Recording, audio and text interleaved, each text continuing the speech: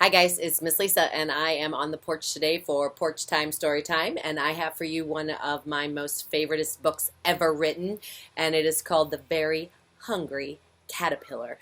And this is a brand new edition. I've had so many copies of this one, and I knew I wanted to read it for Porch Time Story Time, but my book was falling apart so bad, so I made an order, and this is a brand new copy. It literally was just delivered, so I ran out to the porch so I could read it to you. This edition, though, has a note in it from the man who wrote the book, whose name is Eric Carle. He wrote the story and he did the pictures. And I'm going to read you the note that he wrote. He says, "Dear friends, The Very Hungry Caterpillar was first published in 1969. Do the math. That's the year I was born. This story is as old as me, and that is 50 years old. Many times I have been asked where the idea for this book came from. One day, using a hole puncher, do you know what is a hole puncher? I playfully punched holes into a stack of paper. Looking at the holes, I imagined a bookworm could have done that, and then the bookworm became a green worm. I talked it over with my book editor, whose name is Anne. I cannot read her last name. I cannot read his writing, but it starts with a B. While he was talking with his good editor, Anne, the green worm turned into a caterpillar. Millions of children, parents, and grandparents around the world have enjoyed my book, the story, and the pictures.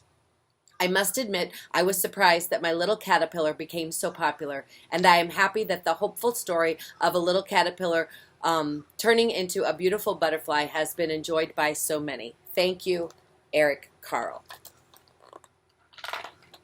Okay, here we go. I bet most of you know this story. In the light of the moon, a little egg lay on a leaf.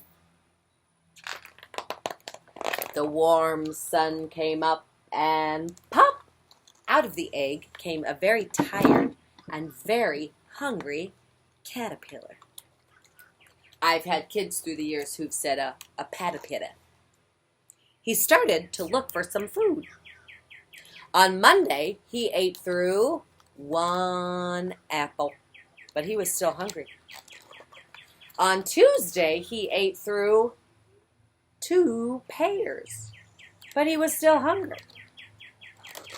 On Wednesday, he ate through 3 plums, but you know what? He was still hungry.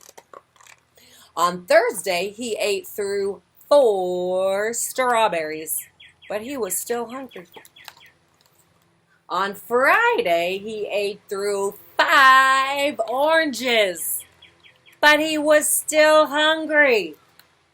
So on Saturday, he ate through 1 piece of chocolate cake, 1 ice cream cone, 1 pickle, 1 piece of Swiss cheese, 1 slice of salami, 1 lollipop, 1 cherry pie. And I used to know a song, and it was called A Cherry Pie Waves Goodbye. So when we would get to this, we would say 1 cherry pie, and the kids would go, "A cherry pie who waves goodbye." 1 sausage, 1 muffin, and 1 watermelon. And that night he had a tummy ache. The next day was Sunday again, so he ate through a nice green leaf. Then his tummy started to feel better. I love this next page. But he wasn't a little caterpillar anymore. Now he was a big fat caterpillar.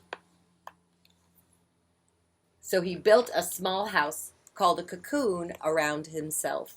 And he stayed inside for more than 2 weeks. And then he nibbled a hole in the cocoon, nibble, nibble, nibble, nibble, nibble. And he pushed his way out. And he was a beautiful butterfly.